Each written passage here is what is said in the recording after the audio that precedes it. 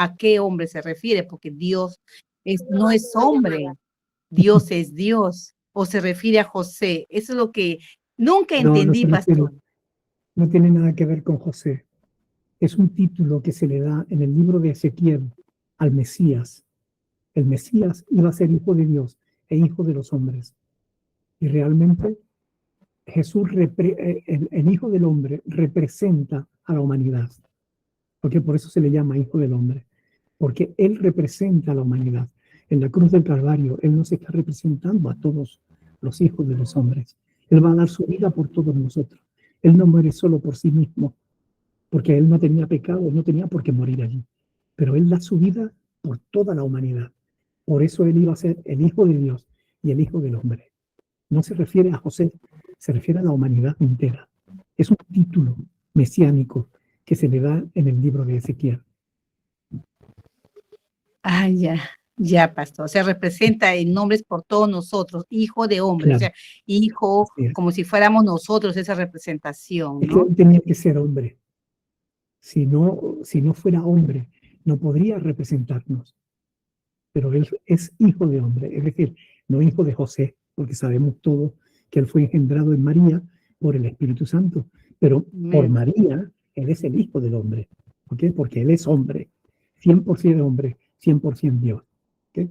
Amén. Gracias, pastor. Ya entendí. Muchas Nada. gracias. ¿Más preguntas?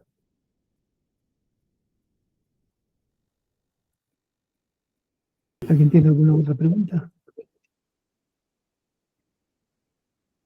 No. Pastor, una consulta.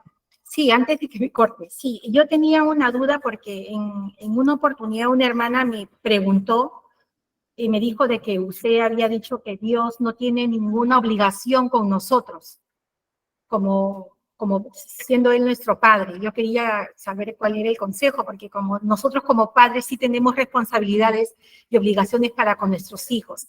En ese contexto quisiera que nos diga más o menos. Sí, esa frase está dentro de un contexto, de un estudio que yo estaba dando, ¿ok? Y que hay que entenderla dentro de su contexto. Dios no tiene ninguna obligación con el ser humano. Él es el creador. Nosotros somos criaturas. Si Él quisiera aplastarnos con un pie, Él seguiría siendo el creador y el todopoderoso y seguiría siendo justo y bueno, porque nosotros mereceríamos que se nos aplastara de un pisotón. ¿Ok? Por tanto, Dios no tiene ninguna obligación para con nosotros. Todo lo que recibimos de Él, el trato que Dios nos da, el perdón de nuestros pecados, las bendiciones que de Él recibimos, todo es por la pura gracia de Dios, no porque Él tenga la obligación de hacerlo. Hay creyentes, especialmente los pentecostales, que se atreven a exigirle a Dios, porque tú tienes que darme, porque tú has dicho, porque tú tal, yo reclamo. A ver, una reclamación se pone cuando alguien te niega un derecho que tú tienes. Entonces pones una reclamación exigiendo que se te otorgue ese derecho que tú posees. Pero ¿qué derecho tenemos nosotros para con Dios? Ninguno. ¿Por qué tendríamos nosotros que reclamarle nada a Dios si Dios no nos debe nada a nosotros? Y nosotros se lo debemos todo a Él. ¿Por qué tendríamos que reclamarle nada? Si Dios no quisiera cumplir ninguna de sus promesas, estaría en su derecho.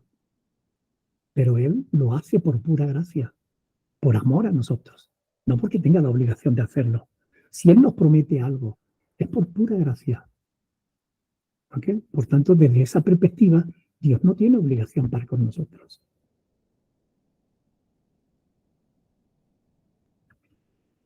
Sí, sí, pastor, estoy de acuerdo con eso.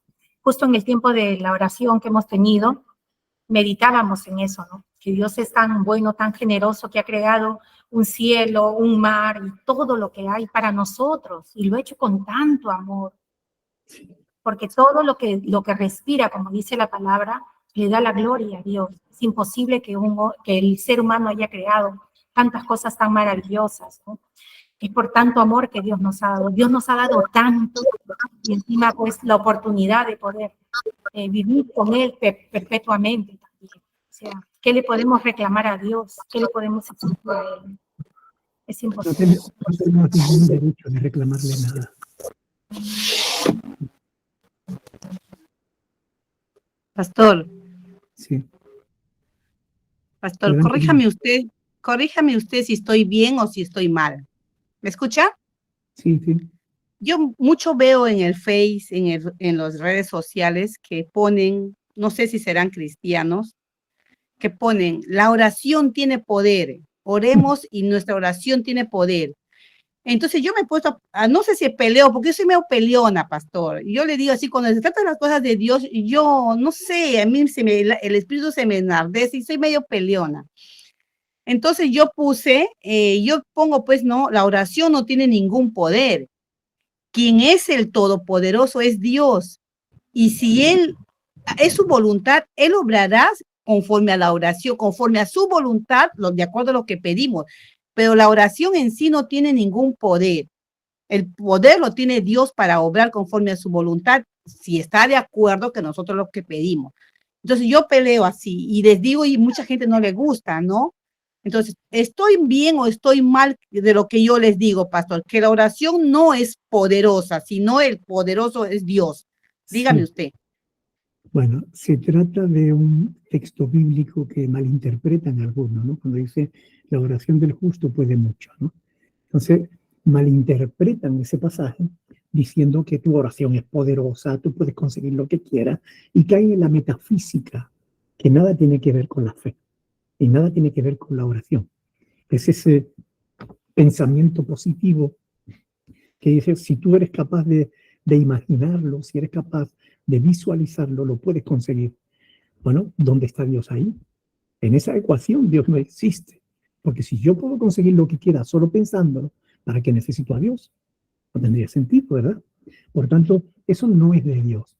Eso es un pensamiento pagano que se ha introducido, como muchísimos otros, dentro de la iglesia, tomando texto fuera de contexto como un pretexto. ¿Ok? Por tanto, hay que tener en cuenta que eso no es correcto. Ahora, cuando hablamos del poder y de la oración, eh, tenemos que discernir dónde está el poder.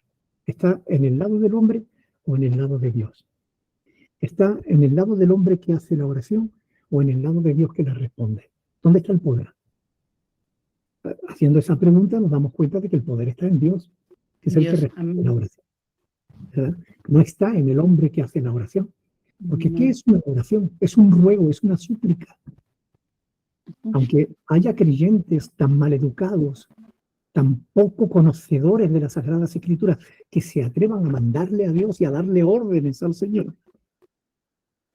Aunque haya creyentes así, necios, en realidad la oración es un ruego, es una súplica que le hacemos a Dios.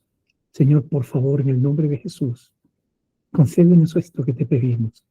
Es un ruego, una súplica. Y Dios, en su poder, si quiere, la responde y nos concede aquello que le pedimos o no. ¿Qué pasa cuando tú haces una oración y Dios no te responde?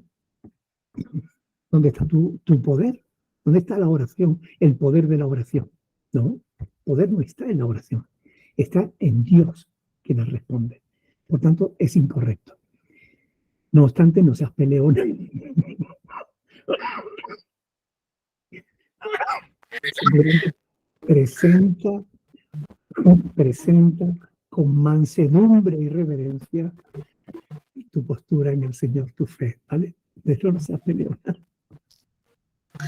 Sí, oro por eso, pastor, que el Señor me haga tardo para hablar y que me aplaque, porque yo tengo mi carácter de así, medio peleona, ¿no? Pero ya he mermado bastante, debe pastor, ya ser he mermado sometido a Dios. bastante. Ya he mermado bastante. Pero el carácter tiene que ser sometido a la voluntad de Dios. Amén. Porque la Así es, ira del pastor. hombre no obra la No justicia obra de la Dios. justicia de Dios. Amén, pastor. Eso es lo que ya el Señor me está poco a poco, pastor. Gracias. José, Giovanna y Elvira Juliana. José y Giovanna, primero. ¿Cómo está, pastor? Buenas tardes. Bien, gracias a Dios. Quisiéramos preguntar, pastor, que hay muchos pastores que dicen que ellos tienen el don de sanidad. Sí. Quisiera yo igual saberlo porque hay muchos que ellos, no sé, o le llevan la ropa de un familiar o alguien y hacen la oración y se toman mucho de la historia de cuando llevaron a este paralítico y lo subieron por el techo. Entonces hacen valer la fe del otro y traigan esto y traigan las otras ropas y para que usted nos aclare, por favor, pastor. Sí, todo eso es muy injusto. Es muy injusto porque en la mayoría de los casos, cuando la persona no sana, encima le acusan de falta de fe, con lo cual le hacen sentir todavía mucho peor. A ver, yo a cualquier pastor que diga que tiene el don de sanidad, yo con todo respeto lo invito a que me acompañe a cuidados paliativos de ahí del hospital, donde hay niños con cáncer que están desahuciados por los médicos. Que venga conmigo y me lo demuestre. Es así de simple. Tú dices que tiene el don de sanidad. Vayamos al hospital, acompáñame, ora por los niños, sánalos, para que yo vea que realmente tienes el don de sanidad. Así de simple. Generalmente, hasta ahora nadie ha querido acompañarme. Solo. Y han sido muchos los que me han dicho que tienen el don de sanidad. Entonces, bueno, si lo tienes, el don se nos da para que nosotros bendigamos a la gente. No se nos da para que nosotros comerciemos con eso. ¿Ok? Entonces, si es verdad que tú tienes don de sanidad, tienes la obligación de glorificar a Dios. O sea, si tú tienes don de sanidad, por favor, acompáñame ahí. Conozco a 3 niños que están desahuciados, niños que están desahuciados por un cáncer terminal. Y conozco a varios adultos que están desahuciados y ya están en cuidados paliativos nada más. En la mayoría del tiempo están sedados porque no soportan el dolor. Tú tienes el don de sanidad y no vas a ayudarlo. ¿Qué clase de siervo de Dios eres tú? Tú eres un sinvergüenza. Así de simple. O sea, no. ¿Puede Dios sanar? Claro que sí, de hecho lo hace. Infinitas veces cuando oramos por los enfermos, Dios interviene y los sana. Por eso no llegan a estar allá. ¿Sí? Porque Dios obra respondiendo la oración de sus hijos. Y hemos visto milagros poderosos en enfermos terminales incluso. Hemos orado y Dios ha hecho una sanidad que ha asombrado a los propios médicos. Pero es Dios el que hace el milagro cuando Dios quiere. Porque ante todo tenemos que respetar la soberanía de Dios. Dios es soberano, nosotros no.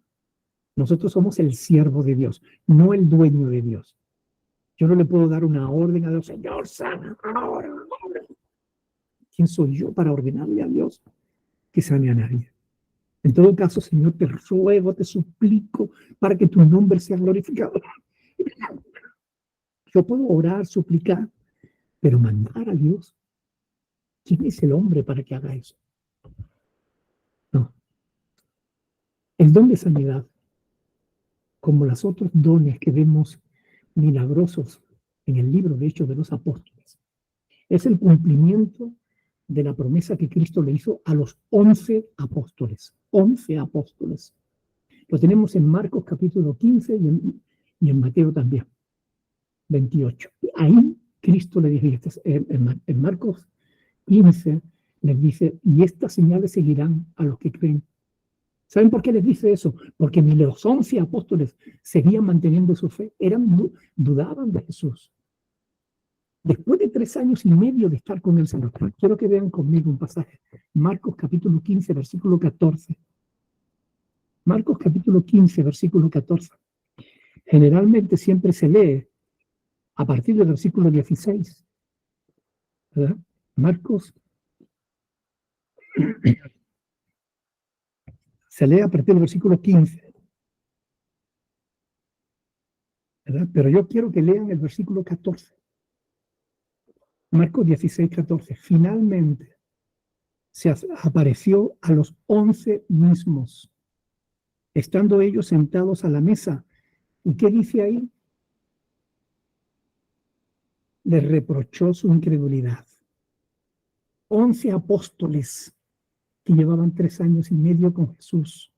le habían visto hacer maravillas, multiplicar los panes y los peces, le habían visto andar sobre el mar, le habían visto resucitar enfermos, o sea, sanar enfermos, resucitar a los muertos.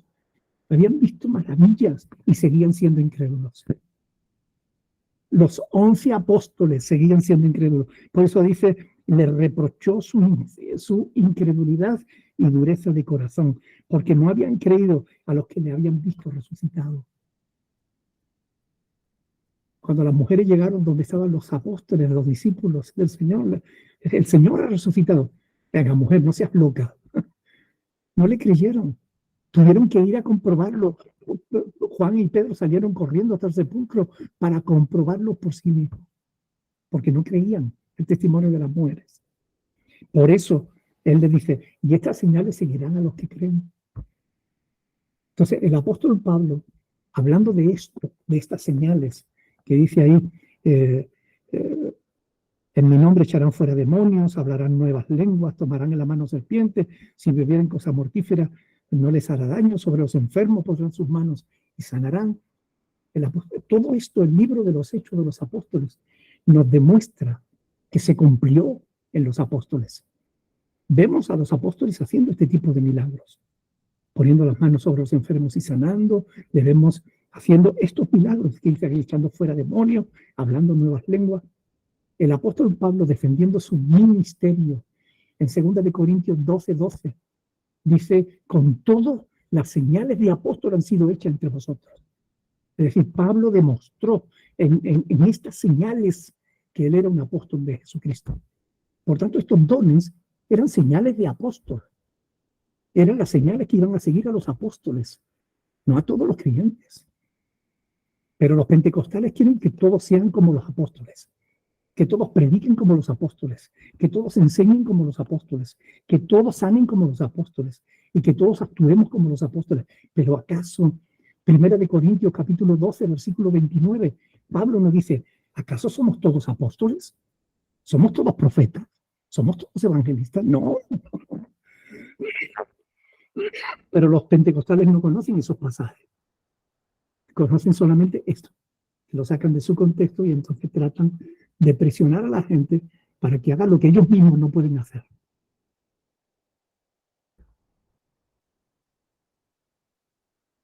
Es más, pastor, aquí quiero agregar que ya no hay ministerio ya no hay ni apóstoles ni profetas, porque acá tenemos a los apóstoles y los profetas en la Biblia. La palabra de Dios nos dice en Efesios capítulo 2, versículos del 19 al 20, Efesios 2, del 19 al 20, que la iglesia está edificada sobre el fundamento de los apóstoles y profetas. ¿Cuál fue el fundamento que pusieron los apóstoles y profetas? La palabra de Dios. Cristo es la palabra de Dios hecha carne. Por eso Pablo dice que nadie puede poner otro fundamento que el que ya está expuesto. De modo que si los apóstoles y los profetas pusieron el fundamento y nadie lo puede cambiar, como dice 1 Corintios 3:11, ya no necesitamos ni apóstoles ni profetas. Es más, cuando vamos al final de la Biblia, nos encontramos con 12 apóstoles. Cuando nos habla de las murallas de la Nueva Jerusalén, nos dice que son 12. Y los cimientos tienen el nombre de los 12 apóstoles. Por tanto, solo hay 12 apóstoles, no hay más. Todo el que actualmente se diga que es un apóstol, o que es un profeta, o uno de dos, no hay más, no hay tres. Solamente dos posibilidades. O es un ignorante de las escrituras que no la conoce y por eso cree cosas que no debe creer, porque es un ignorante, o es un mentiroso que sabiendo que no es verdad, trata de aprovecharse de la gente que tiene todavía menos conocimiento que él. Es así de simple. Hoy en día no hay ni apóstoles ni profetas. Ni los necesitamos porque ya el fundamento está puesto. Y Pablo dice, yo puse el fundamento, ahora edifiquen encima. Pedro dice, nosotros como piedra viva somos edificados sobre el fundamento, sobre la piedra fundamental que es Cristo.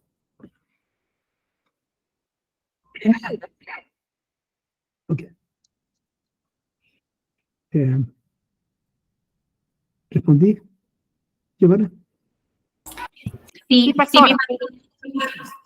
Pastor, muchas gracias. Igual tenía ahí mismo también me quedó claro porque ellos tenían eso de que solamente los profetas podían imponer manos. Entonces también aquí mismo usted nos deja claro que eso no es correcto. Así que yo le agradezco por enseñarnos, Pastor. Muchas gracias por responder. Muy bien, mi hermana. Para eso estamos los apóstoles.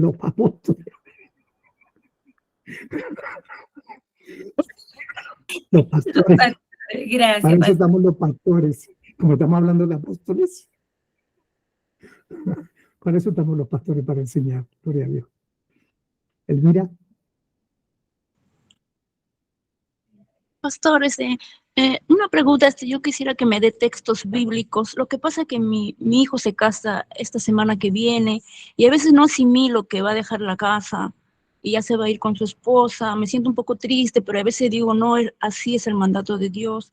Entonces, yo quisiera leer textos bíblicos para yo poder fortalecerme y aceptar lo que mi hijo, como ya no va a estar en casa, ya se va a independizar con su esposa, entonces yo quería, o sea, me siento a veces un poco triste, a veces un poco alegre, no sé, quisiera fortalecerme con la palabra de Dios, quisiera que me dé los textos bíblicos para leerlos, pastor.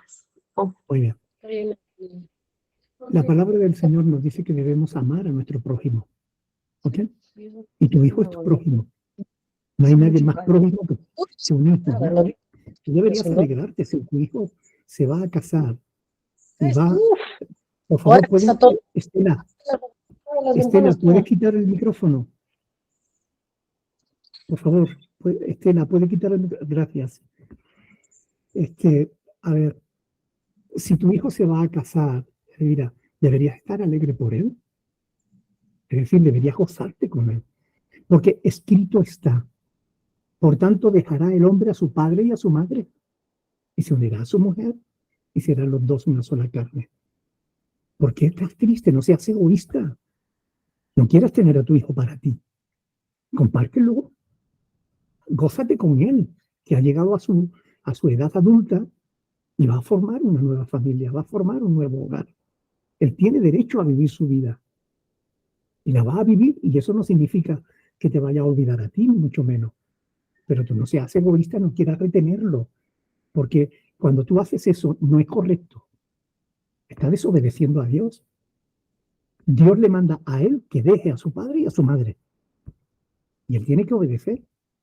Y tú tienes que obedecer a Dios también.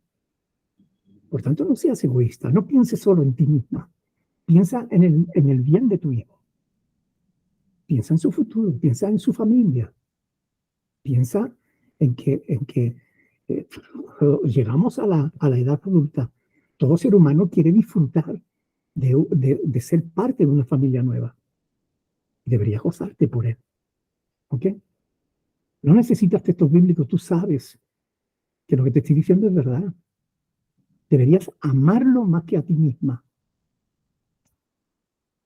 Y amar a una persona no es retenerla, es desear que sea lo más feliz posible.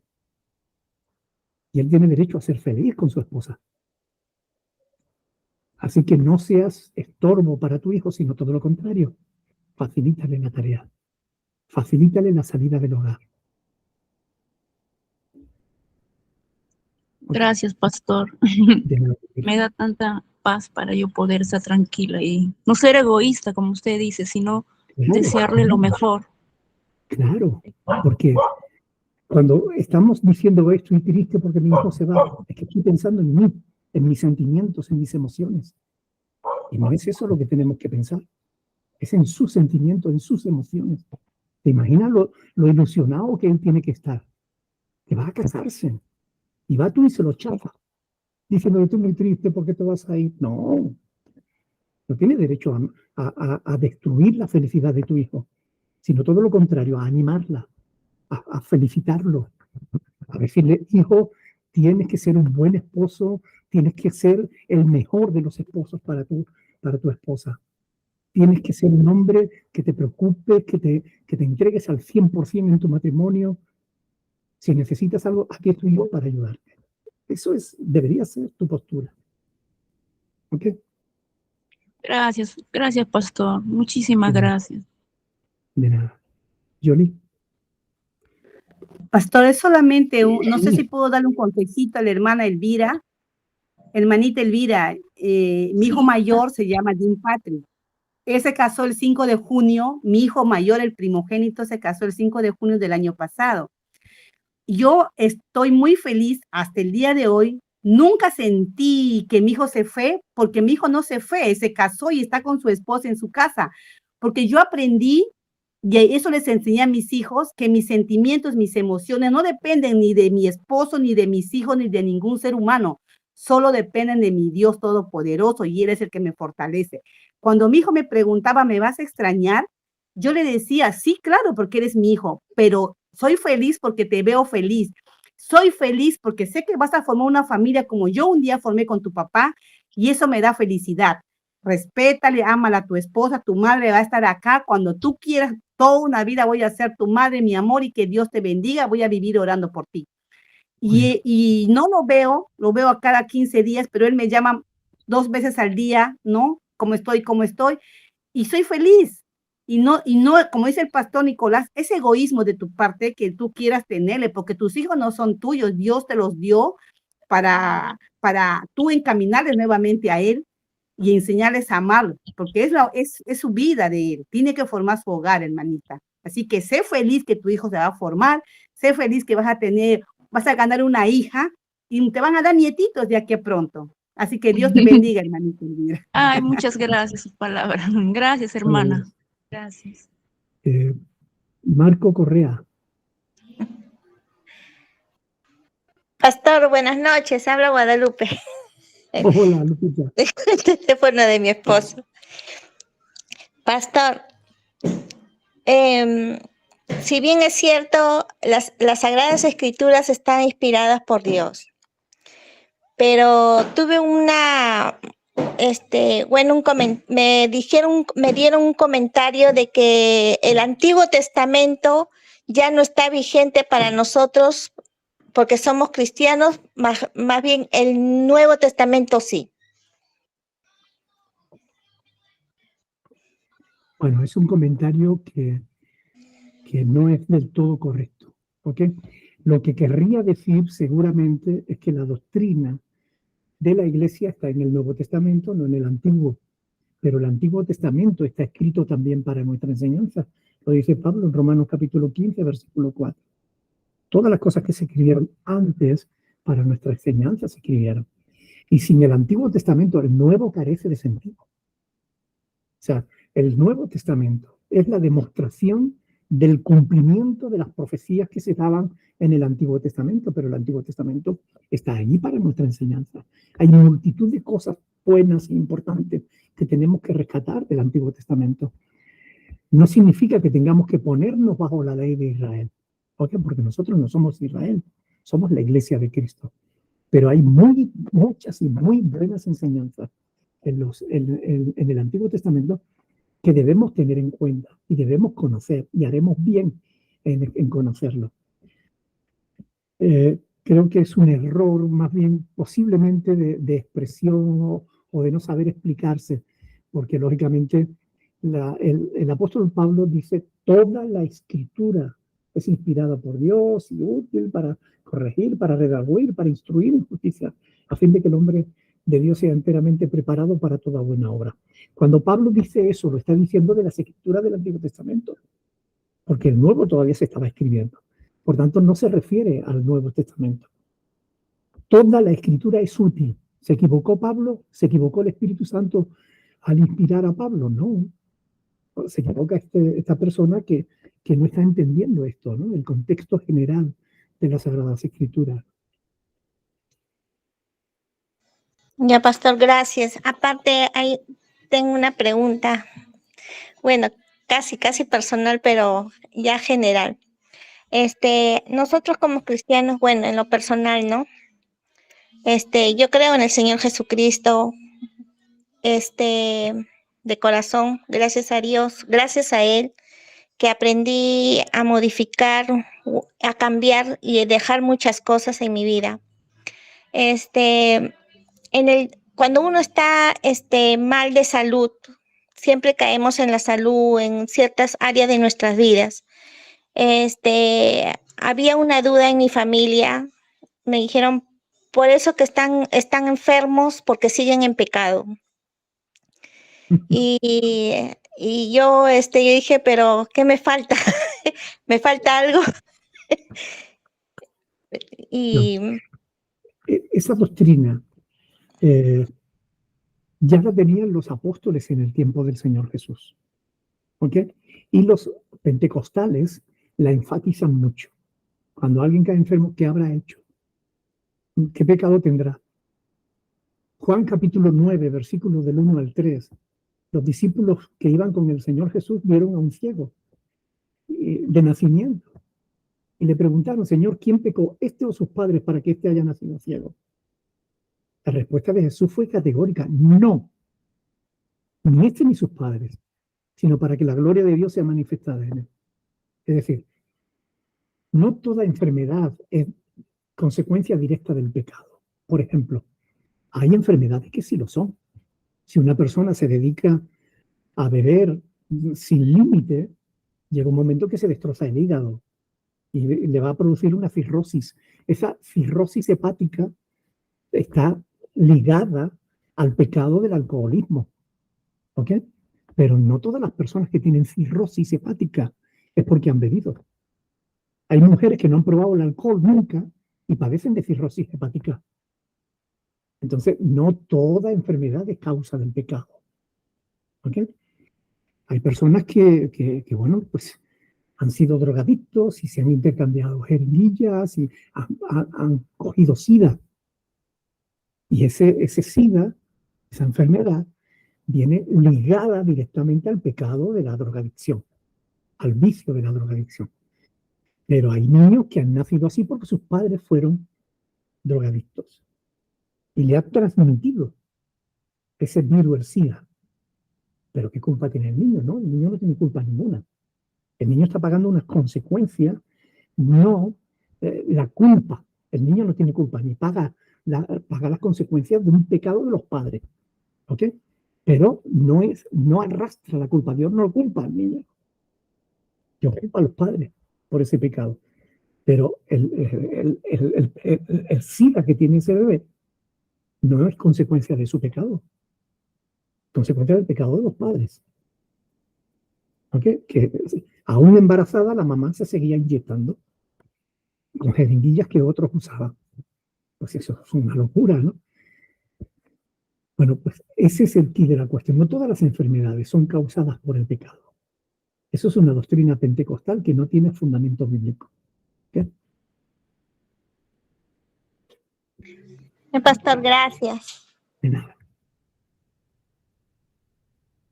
¿Más preguntas?